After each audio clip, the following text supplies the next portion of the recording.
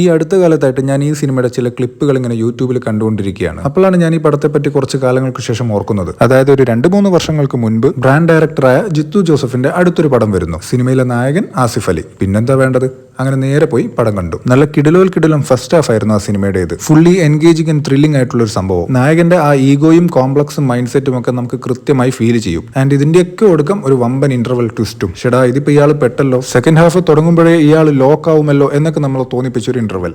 പക്ഷേ ഇന്റർവെൽ കഴിഞ്ഞു വരുന്ന ആദ്യ സീനിൽ അവിടെയും ഒരു twist. Yes, till this point ഇവിടം വരെ പടം കിടിലനായിരുന്നു. ദൃശ്യത്തിന് ശേഷം മൗത്ത് പബ്ലിസിറ്റിയിലൂടെ ഇനി കത്തിക്കയറാൻ പോകുന്ന അടുത്തൊരു ജിത്തു ജോസഫ് ചിത്രമായിരിക്കും ഇത് എന്നൊക്കെ മനസ്സിൽ വിചാരിച്ചു. ബട്ട് അൺഫോർച്ചുനേറ്റ്ലി സെക്കൻഡ് ഹാഫിന്റെ സഞ്ചാരം ഫസ്റ്റ് ഹാഫിന്റെ ആ ഒരു ലെവലിലേക്ക് എത്തിയില്ല. മാത്രമല്ല കഥയുടെ ടോൺ തന്നെ മുഴുവനായി മാറിപ്പോയ പോലെ തോന്നി. ബട്ട് വാട്ട് എവർ, അങ്ങനെ എല്ലാം കൂടി പടം ക്ലൈമാക്സിലേക്ക് എത്തി. ക്ലൈമാക്സിലും ഒരു നൈസ് ട്വിസ്റ്റ് വെച്ചിട്ടുണ്ടായിരുന്നു. ഒരുപക്ഷെ ഈ സിനിമയുടെ ക്ലൈമാക്സ് രംഗങ്ങൾ കണ്ടുകൊണ്ടിരിക്കുമ്പോൾ ഞാൻ മാത്രമായിരിക്കില്ല ഇങ്ങനെ ചിന്തിച്ചിട്ടുണ്ടാവുക. അതായത് ഷെടാ ഇതല്ലേ നമ്മളിപ്പോ വാർത്തയിലൊക്കെ കണ്ടുകൊണ്ടിരിക്കുന്ന സംഭവം, ഇതെങ്ങനെ ഇയാൾ മുൻകൂട്ടി കണ്ടു എന്ന് വെച്ചാൽ ഈ സിനിമ ഇറങ്ങിയ സമയത്ത് കേരളത്തിലെ പ്രധാന വാർത്തകളിൽ നിറഞ്ഞു നിന്നിരുന്ന ഒരു കാര്യമുണ്ടായിരുന്നു. അതെന്താണെന്ന് ഞാൻ പറയുന്നില്ല, കാരണം ഒരുപക്ഷെ നിങ്ങൾ ആരെങ്കിലും ഈ സിനിമ ഇനിയും കാണാൻ ബാക്കിയുണ്ടെങ്കിൽ അതൊരു സ്പോയിലർ ആവും. അപ്പോൾ ആ ഒരു സംഭവം നമ്മൾ വാർത്തകളിലും സോഷ്യൽ മീഡിയയിലും ഒക്കെ കണ്ടിരുന്ന ആ ഒരു സംഭവം അതിനേക്കാളൊക്കെ ഒരുപാട് കാലം മുമ്പ് സ്ക്രിപ്റ്റ് എഴുതി പൂർത്തിയാക്കിയ ഒരു സിനിമയുടെ ക്ലൈമാക്സിൽ കണ്ടപ്പോൾ ശരിക്കും ഞെട്ടിപ്പോയി. എനിവേസ്, ഒരു 10 on 10 ഫസ്റ്റ് ഹാഫും എന്നാൽ എവിടേക്കോ പാളിപ്പോയ ഒരു സെക്കൻഡ് ഹാഫും ഉള്ള ഒരു നൈസ് പടം തന്നെയായിരുന്നു ഇത്.